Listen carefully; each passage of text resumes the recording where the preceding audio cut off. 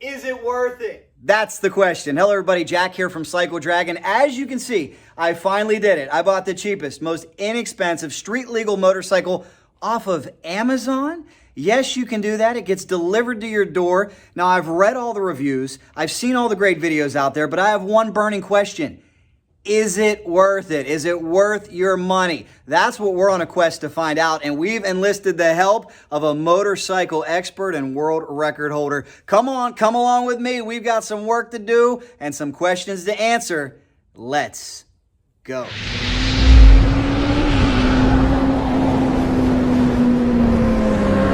Ladies and gentlemen, the legend! The legend is here. How are you doing, sir? I'm cycle dragging. That's what I'm doing. Cycle dragging forever and ever and ever. You are the man. Sweep the leg, right? Sweep the leg, no mercy, and cycle dragging. Thanks for joining us, everybody. Yes, the Hawk is here. Let's back up for a second.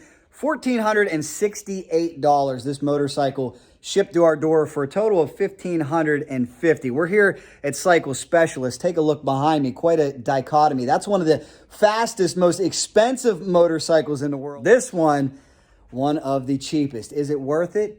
It is the 229cc air-cooled 16 horsepower Hawk. I've got someone to help us out because we're here in Newport News, Virginia, Cycle Specialist. He's the world's quickest and fastest motorcycle racer at 550, 265 miles an hour. Please help me welcome in Larry Spider-Man McBride. There he is, ladies and gentlemen. The world record. Thank you so much, Larry. As I can see, you've got things going on in this shop. You've got the world's fastest motorcycles. Thank you for taking time. Biggest question I have for you. You've been in this business for so long. Did you ever think there would be a day when you could have a bike shipped directly to your door like this? Absolutely not, let alone a Chinese bike in my shop. But, you know, for $1,500, I mean, we'll see once you do it. I think it could be a good starter bike. Well, guys, let's get to work and let's find out what this is all about.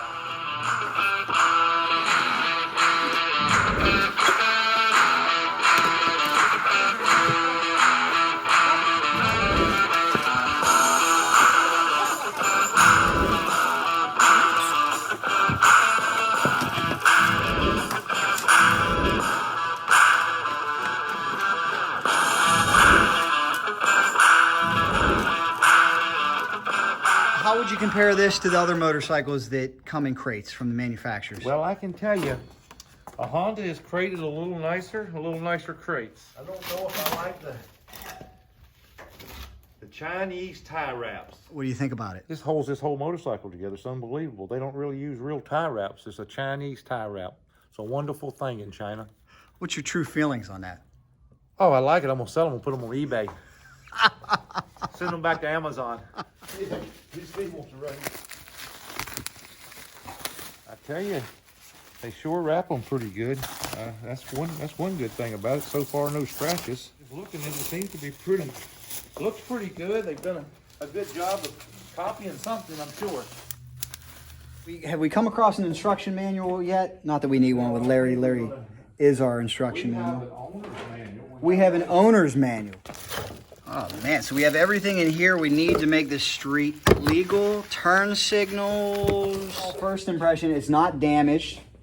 No, crate's a little damaged. The crate is a little damaged. Take a look. So the crate did its job. It's a little bowed, but the motorcycle seems intact. We put in the order. They said it would take up to 3 weeks, and that was the expected delivery. It ended up coming actually in 6 days. So unfortunately, I was not here. This fine gentleman had to unload by himself. Were there any curse words directed at me that day? Not really bad cuss words, but there was a few. There were a few. Hey, moral of the story is we thought it was coming all the way from China. This was coming from Dallas, Texas to Virginia. So what that means is I think these motorcycles are popular enough now that they have a few in stock over here in the States. Which stands to reason that people are buying You a lot know, of them, I right? believe so, but I'm sure there's dealers that sell these things just like everything else on Amazon. I mean, the thing looks pretty decent for $1,500. It's kind of amazing that they sell them in the box. US, see if it's got DOT tires on it. Yeah, very important here that you have DOT. It says DOT, It says right? DOTBO, whatever that means. BO, body odor. Yeah, well, maybe that's what it means. I'm not quite sure, but it definitely says DOT, but made in China tires too.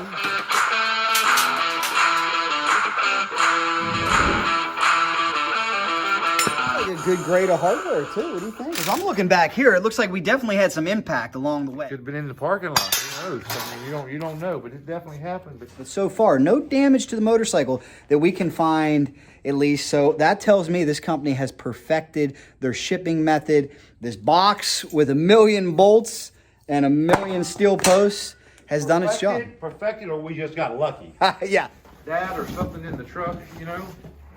Larry's rig may have been a little bit of a more gentler shipping option. Unfortunately, that one wasn't available. So we'll take what we can get, but all in all, pleased with the shipping, guys. Kudos. Gotta be a trick. Here we got 2 keys.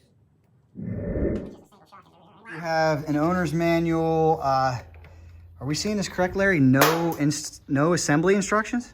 Well, I haven't seen them, so so far I've not seen no assembly. Does this strike you as odd? We just complimented them on how they have somewhat perfected the packaging, but why would you not have installation or assembly instructions? You know, it's weird. I mean, everything else is pretty basic to put this thing together. It's really not like anything's hard. I guess the hard part, well, can't get the key open here. So it'd be nice to know how to do that. That's gonna be an issue. We're gonna we can get it open, but will it be the proper way? That's right.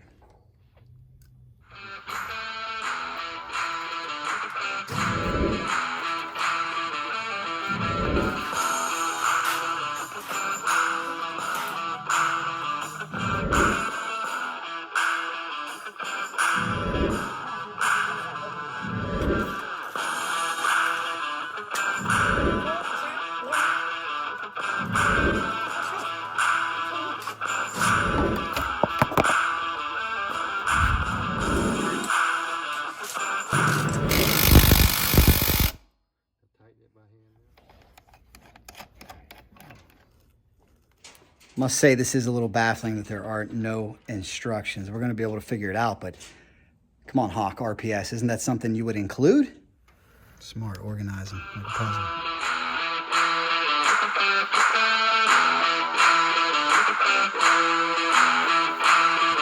We're talking about grease in the seal. Yeah, you definitely want to put grease in this seal. Grease every seal, right? Yes, sir. What are those? These are cable guides. Cable guides, okay. China cable guides. China cable guides.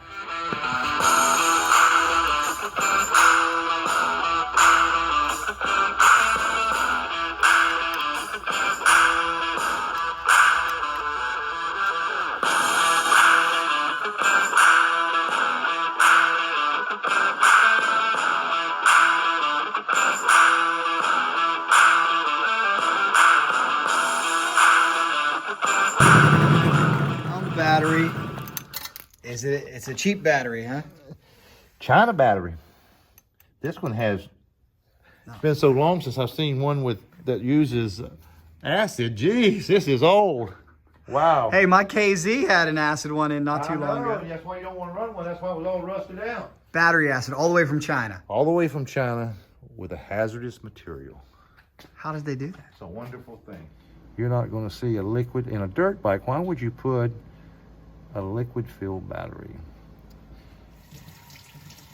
So far, whoops. Well, so far, well, it didn't break. It didn't break the headlight. There we go. All right. It didn't break it. Okay. Well, we tested the plastic. If you didn't have no knowledge at all, it might be a little more difficult than you would think. So even for a basic guide, this has got to be a $500-600 install. What do you think? Well, I mean, you're going to take, and you're probably looking at, you know, for a guy that's very familiar with the bike, first time, you know, putting one together, you're probably looking at a 4.5 hour job.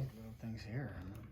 And of course, it's appropriate. We got this $20 fender next to a $5,000 crankshaft, $8,000 set of cases. It's too bad you couldn't build a Hawk top fuel motorcycle for $1,500.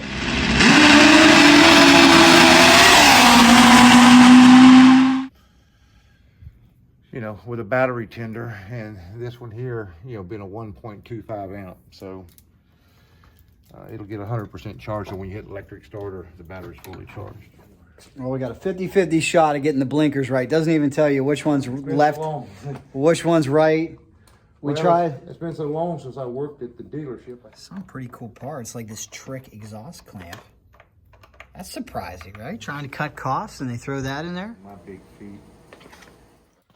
See what we got there. Doesn't that brake lever remind you off of like a 1970s bike? Yeah. Like an old Yamaha DT. Yeah. One of those old enduro bikes that we all had.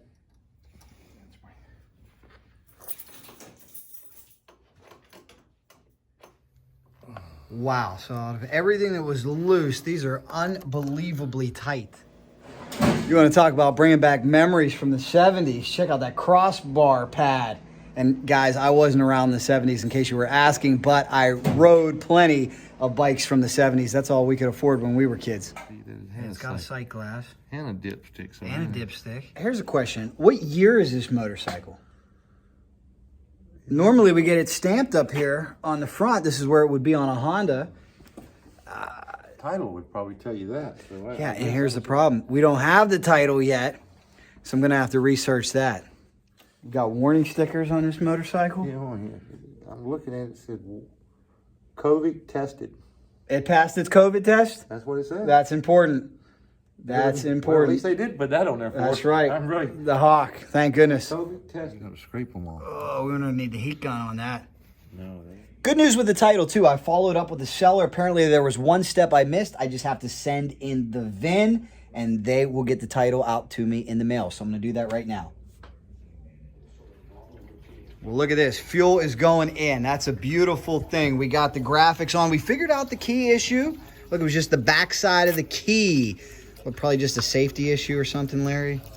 Safety feature. So. We got the keys. We got fuel in it. We got oil in it. We are ready. I'm going to let you do the honors, okay? First fire up. Here we go. Wait, should we try to kick it or electric? Well, let's electric it. Electric first. start. We might have to turn over a few times to get some gas. Okay. Choke, is there choke on it? Choke over here. Choke. It's on. Choke is on. Let's see.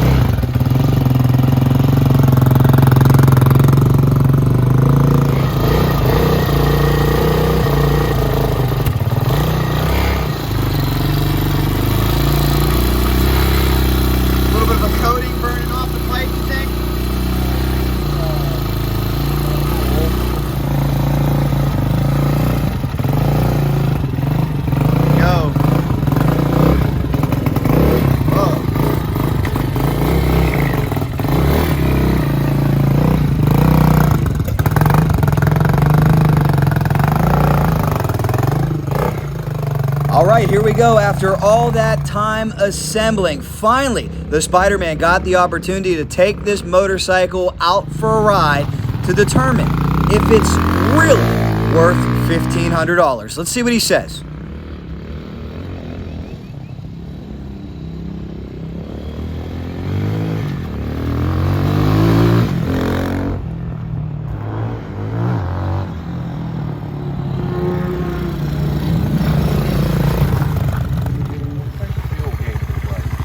Fuel gauge is not right?